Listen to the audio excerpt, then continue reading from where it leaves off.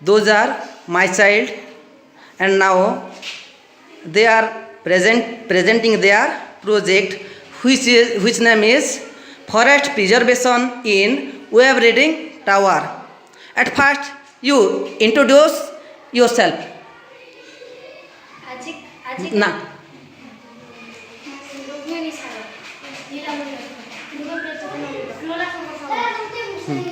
Let present your presentation. आजिकाली जंगल संरक्षण ପାଇଁ ସୁବିଧା ଥାଇ ମଧ୍ୟ ଜଙ୍ଗଲର ପରିମାଣ କମି ଯାଉଛି। ଏହାର କାରଣ ହେଉଛି ଲୋକମାନେ ଜଙ୍ଗଲକୁ ଲୁଚି ଲୁଚି ଯାଇ ଜଙ୍ଗଲରୁ କାଠ ଚୋରି କରି ଆଣୁଛନ୍ତି। ତେଣୁ ଏହାର ଉପାୟ ପାଇଁ ଆମେ ଗୋଟିଏ ପ୍ରୋଜେକ୍ଟ ତିଆରି କରିଛୁ, ଯାହାର ନାଁ ହେଉଛି forest preservation in web reading tower. ଆମ ପରିବେଶରେ ହେଉଥିବା ପ୍ରାକୃତିକ ବିପର୍ଯ୍ୟୟ ଯଥା ବନ୍ୟା, ମରୁଡ଼ି, ବାତ୍ୟା, ଭୂମିକମ୍ପ ଇତ୍ୟାଦି ଏବଂ ପରିବେଶରେ ହେଉଥିବା ମାରାତ୍ମକ ପ୍ରଦୂଷଣ ଯଥା global warming, greenhouse effect, ଏସିଡର କେବଳ ମୂଳ କାରଣ ହେଉଛି ଅନବରତ ଭାବେ ଜଙ୍ଗଲ କାଟିବା।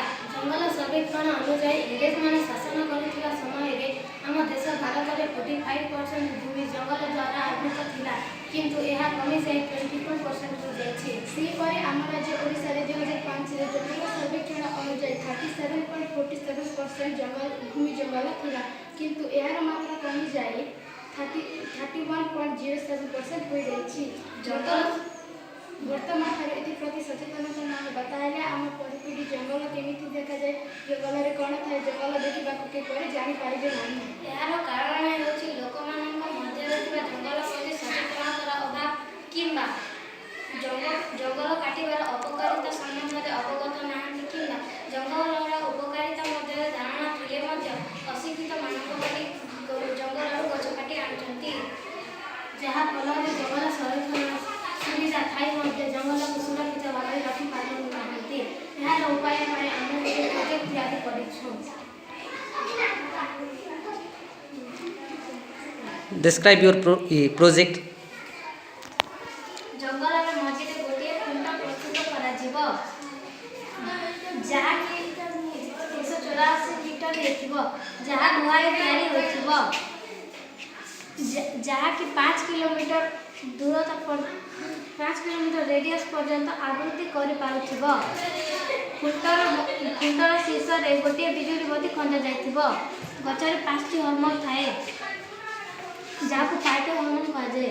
Auxin, gibberellin, cytokinin, ethylene, abscisic acid. Auxin ଓ ଜିବେରେଲିନ୍ର କାର୍ଯ୍ୟ ହେଉଛି ବୃଦ୍ଧି ନିୟନ୍ତ୍ରଣ। ସାଇଟୋକାଇନିନ୍ ଦେଖାଅ।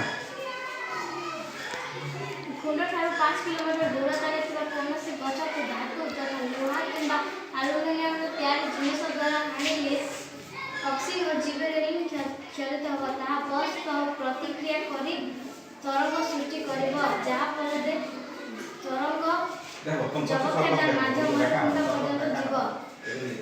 ଖୁଣ୍ଟର ବିଜୁଳି ବତୀ ଜଳିବ। କାଠ ସଂରକ୍ଷଣ କ୍ୟାମ୍ପକୁ ନିର୍ଦ୍ଦେଶ ଦେବ, ଯାହାଫଳରେ ସେମାନେ ସୁରକ୍ଷିତ ଉଚିତ ଶାସ୍ତିରେ ସବୁ ମାର୍ଗକୁ ଆଣିପାରିବେ। ଦେଖାଅ କରି ଜଣା